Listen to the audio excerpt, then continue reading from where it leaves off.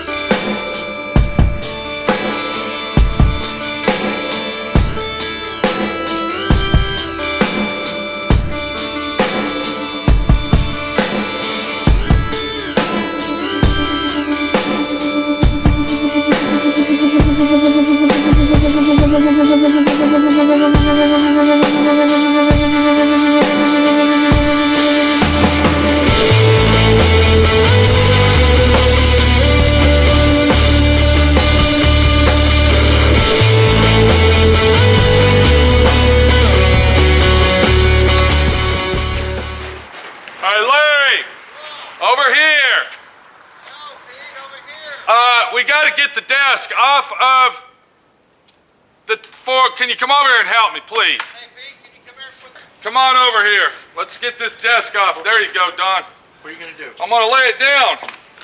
Okay, watch out. It's going to pop out. Okay. Okay. What was so hard about that, Larry? I didn't have a problem with it at all. All right, we're on a new project, and what it's called is 1963 Chrysler Imperial Desk. Let's go get that thing loaded up, because obviously we got a situation that we don't know what the fuck we're doing over here. Let's go down to Cloud Alley and see what's going on. All right, how's the cloud? Hey, whoa, what the fuck, Larry? Why the fuck did you get that big bastard? You got a big car front We don't end. need that, dude. You got a big front end That's on there. like Super Dolly there, bud. That's right. Are you fucking joking me? We're gonna put the front end on this bitch and roll it up there, man. Yeah, look at those big cracks in your concrete, Pete. That's all right. Look at the big cracks in your concrete. That's okay, Larry. Ollie's not going to go over those. I guarantee it's good. Fuck that big old bitch. I'm not doing it. I'm not doing it, Larry. Cloud Alley. Cloud Alley. Have you ever heard of Cloud Alley, John? You bet. Okay, who's going to help lift it up? Roll that under there. Can you roll that under there? Okay. Let me see. Hold on, Don. Why don't you let me lift it up? You roll it under there. Put it right in the bumper, right in the middle. Okay, are you ready, Larry? Hang on, bud. Moving too quick for my friend Pete. 1, 2, 3, go! Son of a bitch! Okay. Think that'll stay on there? Alright. Now, all we gotta do is go like this. There you go. Don, you give it a good pull that way. Alright, watch the concrete. There you go, hop it up there. Watch the grass, Don. Watch the grass. Put it back on the concrete. Watch the grass, Don. Okay, you're gonna be the brakes, Don. Hold it back. Okay, we're going into that box, Don. We're gonna hit the box. Okay. You need to kind of pull it your way, Don. Here. I don't like that, dude. Okay. Yeah, easy does it. There you go. That way, Don. You're going the wrong way. Keep going right around the iPod there. There you go. Okay, we're going to give these guys a little breather while we're doing that. Let's get their opinion on what's going on here. What's up, lawnmower guy? Larry? Somebody's trying What to do you think of this action we got? What? Somebody's trying to do something. I have no idea. Yeah, what do you think of this action over here? 1963 Chrysler Imperial Desk. For a guy up in Cumberland, Maryland. Looks like a long What do way. you think? Long way. Yeah. Now you've helped me make at least one of these, I know for sure. Probably 3. 3 of them. You helped me make 3 of them. Yep. Huh. I don't remember that, Larry. I remember you helped me laminate one. I don't remember you helping me. Oh, I don't know. The metal part, no. The desk part, Okay. Yeah.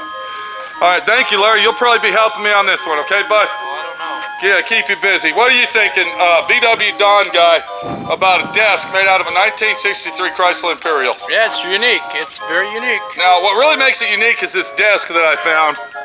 This is called a Steelcase 9000. Now, look at that desk real close. You can see it's got nice rolled edges on it. All right, you got a lot of leg room going on in here. You got 2 big drawers, and that's all you need. So this desk is the prime choice for building the car desk because of the size, the angle, the height that it sits. You see what I'm saying? Sure. It's the same exact desk as mine, bud. What do you think of that, Don? It's gonna be nice. How's your Volkswagen doing? Good. Good. Well, what are you thinking now, Larry? You excited? Oh, I can't control myself, Pete. I know. It's so I know. exciting. I am. I mean, I'm almost going to pee in my pants. It's so exciting. Did you hear that, Don? He's excited, bud. He's like, you know, over exaggeratedly excited. Yeah. Let me show you some features on the 63 that other cars don't have. Come on over here, Larry. Come on over here, bud. See if you can find them. See if you can find them. Can you find the unique features on this car that are different than other vehicles on the market? It's made out of metal. No. Look at the unique deco art that this car carries versus any other car manufacturer. Can you find that? No. You can't see any difference, Don? No. Don, Yeah. look at something on there that looks different than any other vehicle. Headlights. Exactly. It's got a bumper. Exactly. It's the headlights. Look at the uniqueness and the design, the deco art design that they put in, the characteristics back in the day on these cars, bud. Now, we're building this car for a guy up in Maryland, Cumberland, Maryland. His name's Roy, over at Roy's Automotive Service. He claims he's the #2 automotive repair shop in Cumberland, Maryland. And I believe that he'll be the only one in the world that's got a desk made out of a 1963 Chrysler Imperial. What are you thinking? I gotta go to the bathroom. I'm getting too excited. What do you think, Don? It'll be nice You think he's going to be the only one in the world that has one? Or? until somebody sees it done, and then Okay, they'll. well, right now, today, this moment. Oh yeah, he's Yeah. by himself. He's Okay. so far ahead of the. He's by himself. He's all but ahead of the curve. Yeah. So far Yeah. ahead of the curve. Right. So what we're going to do is we're going to make a custom desk for Roy up in Cumberland, Maryland. That's Roy's Automotive Service Center. He actually owns the original automobile dealership that was built back in the early 1900s. He owns that building, you guys. So this car should fit right in. Now, what automobile dealership it was, I don't know, but it's some historic dealership that, you know, it's a historic building of Cumberland, Maryland. He owns that building, and that's where his automotive shop is. Is he going to get the antenna too? He gets the antenna too. He can have it. Man. He can have the antenna. What do you think? Wow. Should I give him the antenna, Don? Oh sure. Huh? Sure. Look at that. Yeah, you can hook it up and hook it up to Wi-Fi. There you go. I got all the chrome, Larry. I got all the chrome, Larry. Everything. I got it all. Yeah, I got all the chrome. I got everything. Yeah, hell yeah. We'll go ahead and give Roy the antenna. It's got a You know, motor. It's got a motor. to give it that deco art look. It's got an electric motor. Does it work? Probably fucking not. Let me ask y'all a question now. Let me tell you what we're doing to this thing that's going to make it really unique. You ready? Yep. We're going to put a 4-speaker quadraphonic stereo system on this baby, Bluetooth. He'll be able to use his phone. All right. I'm going to build some custom speaker boxes in these little sections right in here. You see what I'm saying? Yeah. So we'll have 2 speakers in the front, and then on the back over here, once I put the desk in, I'm going to make some custom panels on each side of the desk. That'll have a set of speakers. And for people just like you, Larry, guess what we're going to install? Air conditioning. A horn!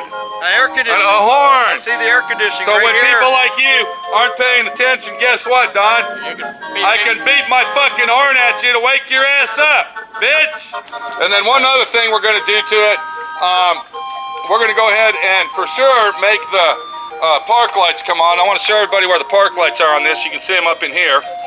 And that really looks cool when those lights are on because it makes the whole floor glow orange down on the bottom. So yeah, when you turn those on. And then we might make the headlights work. We're not sure yet, but that might be a possibility to do that. So we got a lot of work ahead of us. I'm saying it's going to take about, what, a month, Larry? Is that my calculation usually when I build one of these? I don't know. A good month? I don't know. Oh, one more thing we're going to do to this thing. We're going to go have all the chrome completely re-chromed. We're going to go ahead and get it soda blasted so it's all brand new, and it's going to be a beautiful ride. Let's get this thing in the shop, Don, and let my friend Pete get on it. Let's do it. Because I know you guys are just here to watch. That's right. You guys are just the fucking, what do they call that? The monkey spectators. Yeah. All right, so that's the real deal here. We got Roy up in Maryland, Cumberland, Maryland. Me and Minnie, the body shop girl, will be bringing this to Roy up in Cumberland, Maryland, and delivering it in person. I'm really excited about it. I'm actually over-exaggeratingly excited about it. I love making this type of stuff, and I think it's going to look awesome when it's all done. We got to get this thing in the shop so we can start working on it, and make sure to be watching all the videos of this little project. It's going to be an exciting project, and it's going to be an awesome project all the way from start to finish when we go up to Roy's in Cumberland, Maryland to drop this thing off in person, shake a hand, make a friend.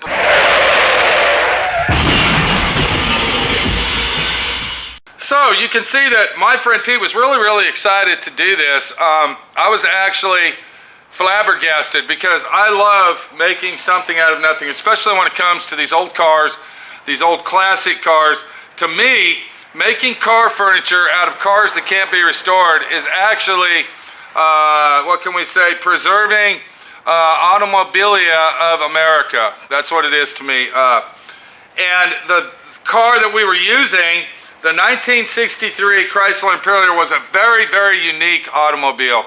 They only made it for, I believe, 2 years, and no, they made it for 3 years, I'm sorry.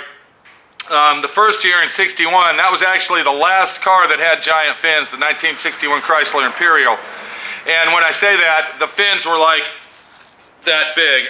And if we look right there, you can see what I'm talking about. This is the 1961 Chrysler Imperial, very unique and very luxuriously designed to say this is authentic 100% deco art.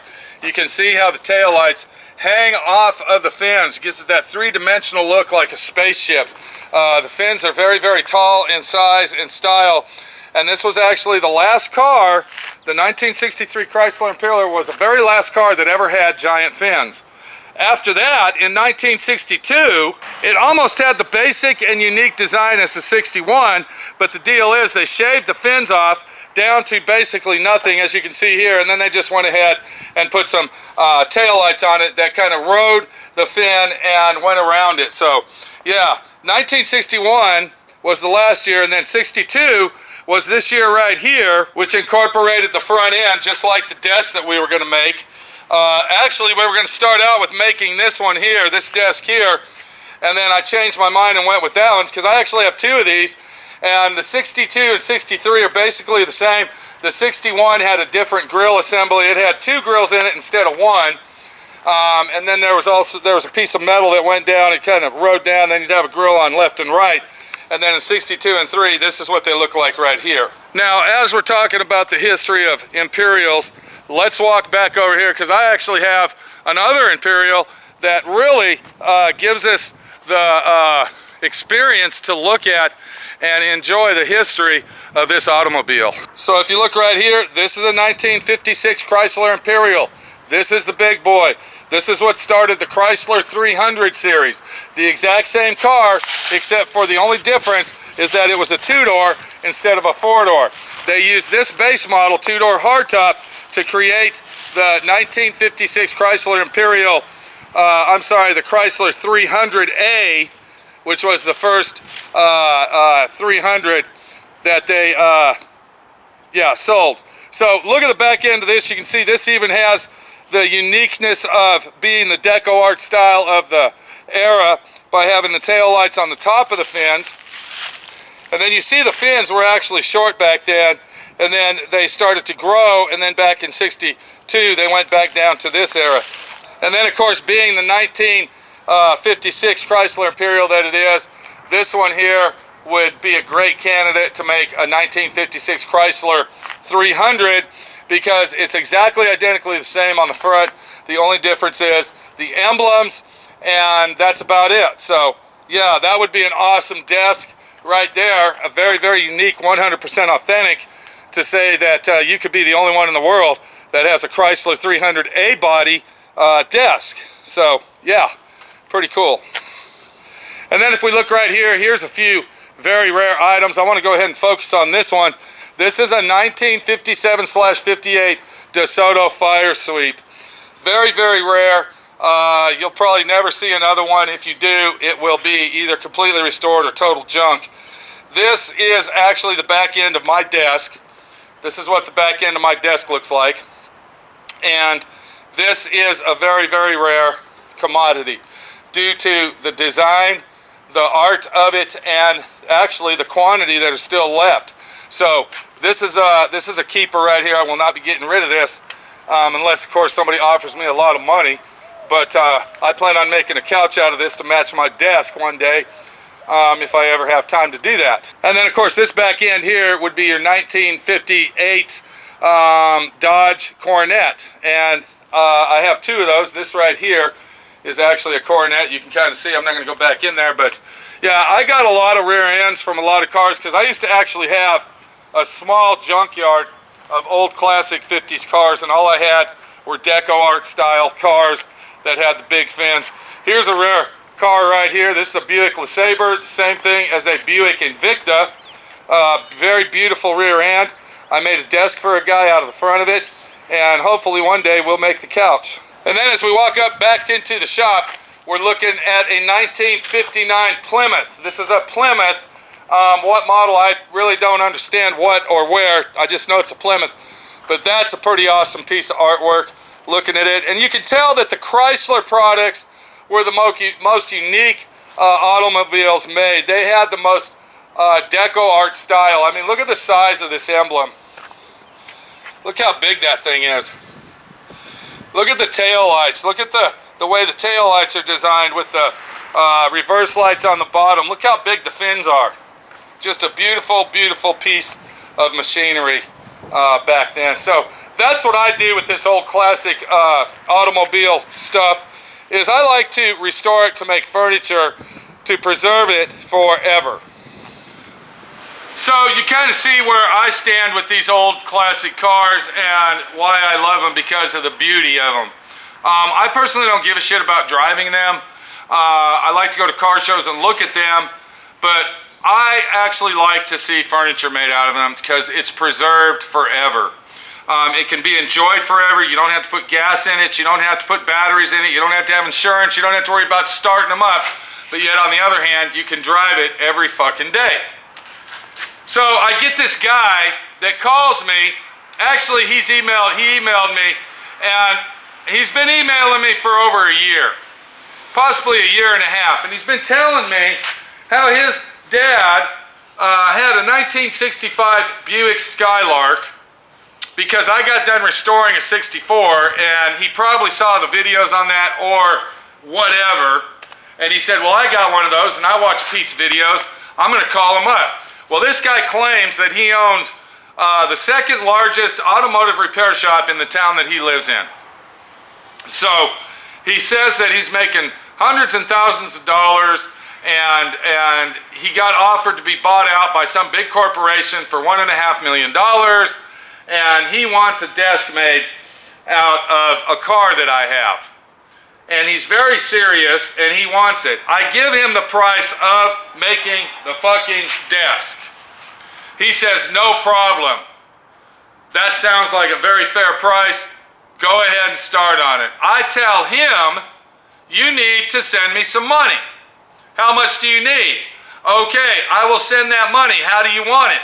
I would prefer you to send me a check overnight or deposit it in my bank account. Transfer it. I don't like to get checks in the mail because I've had a very bad situation over here of checks not showing up. And then we go through the hassle of, oh, I got to cancel this check, and then when that check's canceled, I'll send you another check, and blah, blah, blah, and on and on and on, and all this other shit. So if you want me to do something and you're from out of state, then you will understand that you need to overnight my money to me. You can pay me via PayPal if the amount is not large, or you can go ahead and transfer me the money into my bank account. I don't give a fuck which way you do it as long as I get my money. Now, we were under the understanding that he was going to overnight a check. I wait 2 fucking days, I don't see no fucking check. In the meantime, I go out and I purchase a fucking desk that cost me $325 fucking dollars. Actually, it was more than that because I had to pay taxes on that bitch. Because he wanted a specific desk, which is the Steelcase 9000, which is that one, which works great when you're making a fucking car desk. It's got a lot of legroom, you got a lot of desk space, and it's pretty much deco art style and fits into the vehicle of choice very nicely and compactly. He says, get the desk. Then he says, I want it painted red. I said, what color do you want it? He said, I want a nice, brilliant red that's got a lot of pearl and sparkle in it. I said, okay, I'm thinking of a Mitsubishi raspberry red or a Ford, the brand new Ford super bright raspberry red. Now these 2 particular colors, or the Dodge, okay, the Dodge pearl red is a very beautiful color too. So these 3 colors are basically base coat, clear coat. They're not tri-stage. That means you get to put a base coat on, then you got to put candy on it, then clear. Because that's what a lot of those brilliant reds that you see are. He says, I tell him, I say, I'll go ahead and paint you a panel with the colors on them, and then you tell me what you want. Okay, that'd be great. Go ahead and get the paint, send it to me. I spend an extra $125 on 3 half-pint cans of fucking paint. So now, I don't see no fucking check. There ain't no check. He says, well, I let my wife handle it. Hang on, let me let you talk to her. So I talked to her. Now remember, I got about $500 invested in this thing already. I talked to her and she says, oh, I'm sorry, Pete. Well, I went ahead and sent a snail mail. I just sent it in the mail. I told you guys not to do that. I said, don't send it in the mail. Well, it was with a bunch of other mail, and I went ahead and mailed it out, and, you should see it in a couple days. Couple days pass, I don't see no fucking money. In the meantime, I go over to the steel shop, the steel place, I buy all the steel it takes that I'm going to need to go ahead and make this desk. All the steel structure. So now, I got about $750 in it. We're not talking my gas, we're not talking my time, we're not talking hauling this fucking thing from in the back up to the front of the shop, and while I was doing that, fucked my knee up doing it, popped a meniscus, alright? Anybody knows what a meniscus is, they're gonna know what kind of pain it is. Bringing this bitch up here, buying the fucking desk, doing all this shit to get ready to make it, and I don't see no fucking money. I call her up after the weekend, and I said, I don't have no check here. Okay, well wait until probably Tuesday or Wednesday. All right, fine. I wait till then, no fucking check. Now I tell her, look, I haven't got the check, so are you gonna go ahead and deposit the money in my account or send me a check overnight? I haven't got nothing, and I have already spent money and time on a desk. She says, yeah, I'll go ahead and get that done. I say, okay, that's great. The next day passes by. I don't get no fucking phone calls. I don't get nothing. No money is transferred. I call him the day after that, and they said, well, Roy said he's going to handle that. He'll get it done for you. Now that was 2 fucking days ago. Still nothing. I'm getting to the point of this little story. Hang on. I called the motherfuckers up this morning, and I said, I'm not building a desk for you. You're not? Why not? What's going on? What happened? I have spent close to $1,000 on this fucking desk. You have not sent me any fucking money like I asked you to, and I am not building your desk. Don't send me no money.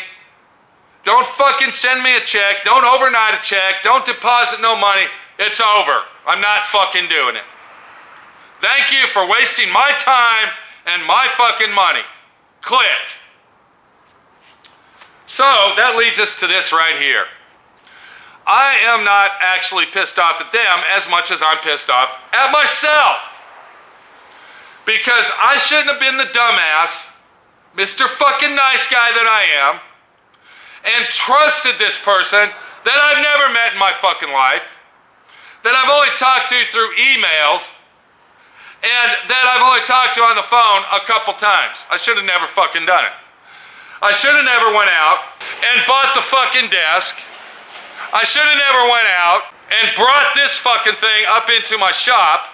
And I shouldn't have went out and bought the fucking paint that I will never use.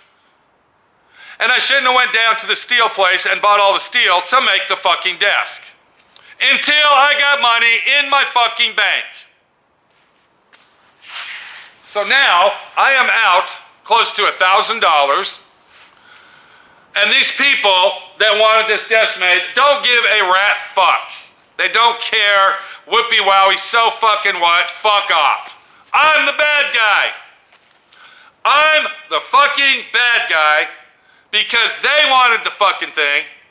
I went out and spent my money for them and they didn't send me any money. But I'm the fucking asshole.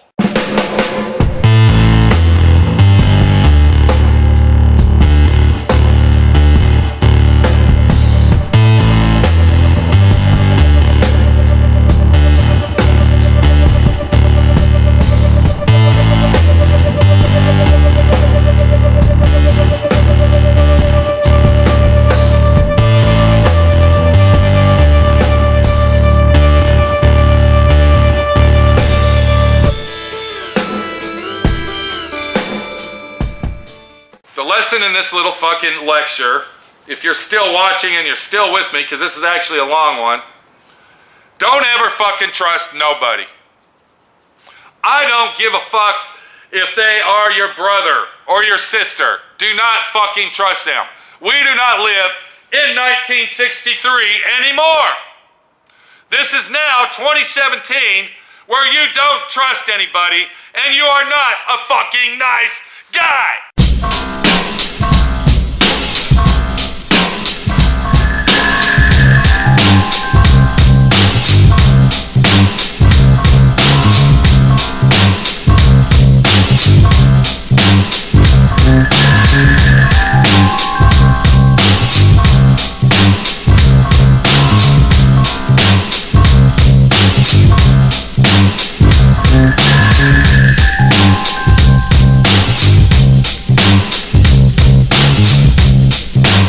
I will go ahead and put the desk away. I'll store it away. I'll put this thing back outside and I will wait until I have time to make a desk and advertise it to sell. I think that it is pathetic, disgusting, and vile that people treat each other that way. That you put your trust into somebody and you go out and do stuff for them, and then in the end, you're the fucking asshole. You're the fucking piece of shit. Well, I'll tell you what, Mr. fucking Mechanic, second biggest shop in fucking Maryland, fuck you. Did I just say that? Go fuck yourself. Get that on. Cocksucker. Do you see what I'm saying? It's a cocksucker situation. Go fuck yourself. There you go. Fuck you, dude. Is it in Maryland? Yeah, it is. You ain't getting a fucking desk from me, bitch. And don't fucking call me about your 1965 fucking Buick that your dad bought brand new and all this other bullshit. And don't fucking email me about it, cause it ain't happening. Fuck you, asshole. I'm not doing it. Fuckface. This is times of life that are distrusting, Fat-ass bastard. evil, and cruel. Screw you. I hate to say that. Go fuck yourself. I don't really give a fuck about Mr. Mechanic Guy in Maryland. Cocksucker. As far as I'm concerned, this guy fucked me in my ass. So I wish you all the best of luck up there. And anybody else that's watching this video that might want a desk, I'm sorry, but Mr. Mechanic Guy ruined it for you. Because until I do any type of furniture for anybody that commissions it to me, I will get money up front from now on. I will not go out of my way and start on it ahead of time thinking that I can get it done and get it all made up for you. I want my motherfucking money or fuck off. This is Pete, my friend Pete, your friend Pete, telling you, Mr. Nice Guy, not to be nice any fucking more.